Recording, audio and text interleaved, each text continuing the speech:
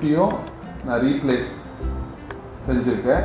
அவங்களே இப்போ உங்களுக்கு அவங்களோட முட்டி என்ன மாதிரி இருந்துச்சு, இப்போ எப்படி இருக்குன்னு சொல்லுவாங்க. சொல்லுங்க சார். வணக்கம் சார். நான் ஃபஸ்ட்டு ஒரு 10 நிமிடம் நடக்க முடியாது சார் என்னால். நான் ரொம்ப அவசரப்பட பஸ் ஸ்டாண்டு போனால் கூட இப்போ ஒரு 5 மினிட்ஸ் வாக்கபிள் தான் இருக்கும் சார். 30 ருபீஸ் கொடுத்து ஆட்டோவில் போய் பஸ் ஸ்டாண்டில் இறங்குவேன். இறங்கிட்டு அதுக்கப்புறம் பஸ் ஏறி போவேன். அதுக்கப்புறம் அங்கே இறங்கி வீட்டுக்கு போகிறதுக்கு 10 நிமிஷம் தான் இருக்கும். திரும்ப 30 ரூபா கொடுத்து வீட்டு வாசலில் விடுவேன். அதுபோல் இப்போ நான் சாரை உங்களை நான் பார்த்தேன், நீங்கள் ஆப்ரேஷன் பண்ணீங்க. எனக்கு கால் 2 காலம் ரொம்ப சந்தோஷமாக இருக்கு சார். நான் நல்லா இருக்கேன் சார். எனக்கு கால் வலியே முட்டி இருக்குதா இல்லையான்னு கூட எனக்கு தெரியல சார். நானே உங்களை கேட்டேன்ல சார், சார் எனக்கு முட்டி இருக்கா இல்லையா சார் நான் கேட்டேன் உங்களை பண்ணும்போது.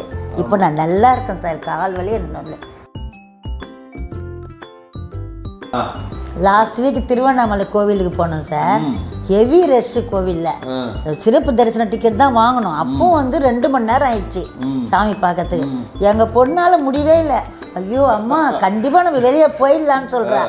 நீ என்னம்மா சின்ன பொண்ணு மாதிரி தைரியமாக நிற்கிற.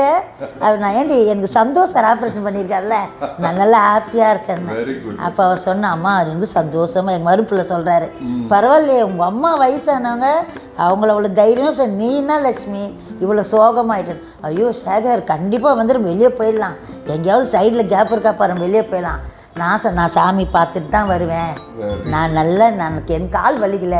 பசங்க கூட கேட்குறாங்க சார், என்ன அம்மா ராணிமா உங்களுக்கு கால் வலிக்கலையா, நீங்கள் நல்லா கரெக்டாக நிற்கிறீங்க. அதுங்க கம்பி மேலாம் ஏறி உட்காருதுங்க.